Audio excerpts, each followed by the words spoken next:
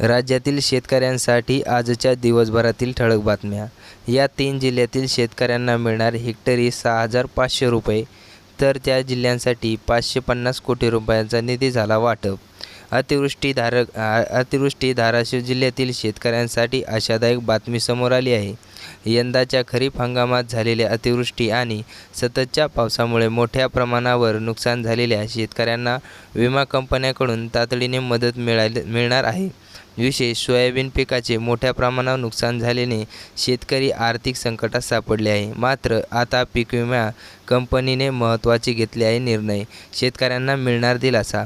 जिल्ह्यातील सोयाबीन उत्पादक शेतकऱ्यांसाठी यंदाचे वर्ष अत्यंत कठीण ठरले आहे. सततच्या पावसामुळे सोयाबीन पिकाचे मोठ्या प्रमाणात नुकसान झाले. जिल्ह्यातील प्रमुख नगदी पीक असल्याने सोयाबीनचे उत्पादन घटल्याने शेतकऱ्यांच्या उत्पन्नावर थेट परिणाम झाला. या परिस्थितीत विमा कंपनी घेतलेले निर्णय शेतकऱ्यांसाठी आधारवर ठरले आहे.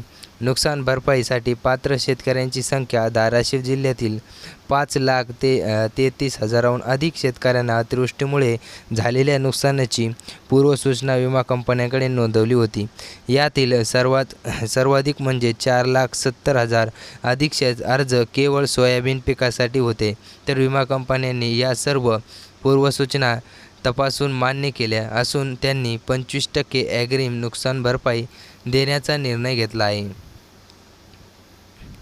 शेतकऱ्यांना मिळणारी मदत. विमा कंपन्यांनी जाहीर केलेल्या नुकसान भरपाईनुसार प्रत्येक शेतकऱ्यांना प्रति हेक्टर 6,000 रुपये 200 ते 6,500 रुपयांचा मदत मिळणार आहे.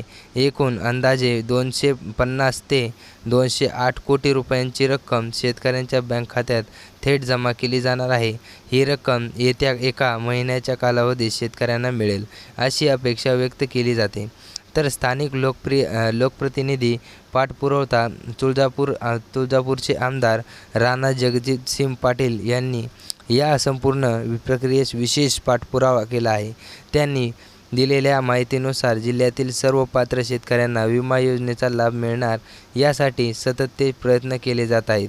विमा कंपन्यांकडून घेतलेला निर्णय अतिवृष्टीग्रस्त शेतकऱ्यांना मोठा दिलासा मिळणार असल्याचे त्यांनी सांगितले आहे. प्रशासकीय भूमिका. जिल्हा प्रशासनाने या संपूर्ण प्रक्रियेची महत्त्वाची भूमिका बजावली आहे. नुकसानीचे पंचनामे वेळेवर पूर्ण करणे, विमा कंपन्यांशी समन्वय साधणे आणि शेतकऱ्यांच्या अडचणी सोडवण्यासाठी प्रशासनाने विशेष प्रयत्न केले. आता विमा रक्कम वितरणाची प्रक्रिया सुरळीत होण्यासाठी प्रशासन सक्रिय आहे. तर शेतकरी मित्रांनो, या तातडीच्या मदतीनंतर पुढील टप्पा अधिक नुकसान भरपाई मिळण्याची शक्यता आहे. विमा कंपन्यांकडून पंचनामे आणि नुकसानीचे मूल्यांकन केले जात आहे असून त्यानुसार अधिक मदत दिली जाऊ शकते. शेतकऱ्यांनी आपली सर्व कागदपत्रे अद्ययावत ठेवण्याचे आवाहन प्रशासनाकडून करण्यात आले आहे. शेतकऱ्यांसाठी महत्त्वाची सूचना. विमा कंपन्यांकडून मिळणारी ही मदत थेट बँक खात्यामध्ये जमा होणार असल्याने शेतकऱ्यांनी आपले बँक खाते, आधार क्रमांक आणि इतर आवश्यक माहिती अचूक असल्याची खात्री करून घ्यावी. कोणत्याही त्रुटी आढळल्यास त्या तात्काळ दुरुस्त करून घ्याव्यात. याशिवाय भविष्यातील अशा नैसर्गिक आपत्तीपासून संरक्षण मिळवण्यासाठी पीक विमा योजनेत सहभागी होण्याचे आवाहन करण्यात आले आहे. धाराशिव जिल्ह्यातील शेतकऱ्यांसाठी विमा कंपन्यांकडून मिळणारी ही मदत निश्चित दिलासादायक आहे. सततच्या पावसामुळे झालेल्या नुकसानीचा काही परिणाम का होईना भार कमी होणार आहे. विशेष सोयाबीन पिकाचे मोठ्या प्रमाणात नुकसान झालेल्या शेतकऱ्यांना या मदतीमुळे पुढील हंगामाच्या तयारीसाठी आर्थिक पाठबळ मिळणार आहे.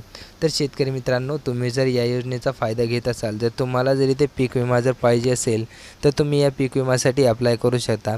तुमच्या इथे धाराशिव जिल्ह्यामध्ये 250 कोटी रुपयांचा निधी सरकारकडून वाटप करण्यात आलेला आहे. त्यामध्ये सर्वात जास्त जर शेतकरी पाहायला जर गेलं तर आपल्याला सोयाबीन उत्पादक शेतकरी दिसतील. त्यामुळे सोयाबीन उत्पादक शेतकऱ्यांना इथे थोडा दिलासा मिळालेला आहे. त्यामुळे सोयाबीन उत्पादक शेतकरी इथे आता आनंदात दिसत आहे.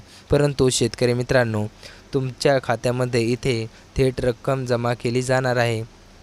त्यामुळे तुम्ही तिथे तुमच्या आधार क्रमांक तुमच्या बँकला लिंक आहे का नाही हे तपासून घ्यायचे आहे. जर तुमच्या बँकला तुमचा आधार क्रमांक लिंक नसेल तर तुम्ही तो तुमच्या बँकमध्ये जाऊन लिंक करून घ्यावा, जेणेकरून की डी-बी-टीनुसार डायरेक्ट तुमच्या बँक खात्यामध्ये पैसे जमा होतील.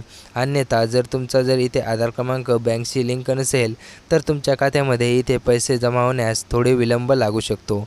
त्यामुळे तुम्ही इथे तुमची KYC जी काही प्रक्रिया असतील ते पूर्ण करून घ्यावी, जेणेकरून की तात्काळ रक्कम तुमच्या खात्यामध्ये जमा होण्यास सुरुवात होईल.